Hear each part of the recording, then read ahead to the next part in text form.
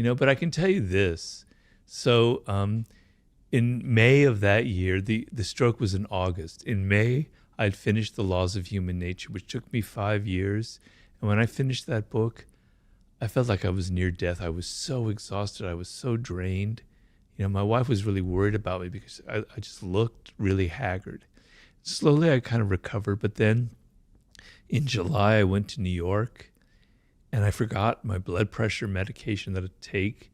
So my blood pressure was starting to rise. And then I came back to LA and I walked in this park and the wasp stung me here. And my whole chest turned red and it was like the most unbearable feeling.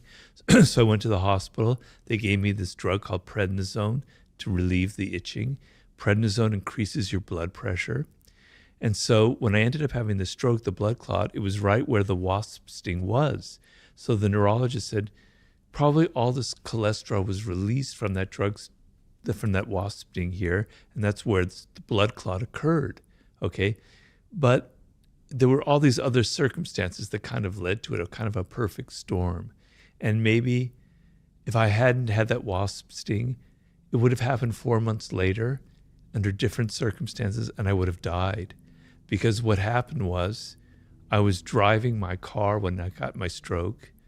My wife was in the other seat. She saw something really strange going on my face. I didn't notice it. She forced me to pull over the side of the road. 90% of the time I'm alone. I'm swimming, I'm hiking, I'm driving. Could have happened 4 months from then. She wouldn't be there. I'd be dead right now. So I can't really think in terms of, if that wasp had been diverted. It would be a good feeling, but it's too painful for me to imagine. I like to think of, fortunately, someone was there who saved my life, because it could have very well happened 4 months from then, because my body was worn down and something much worse could have happened.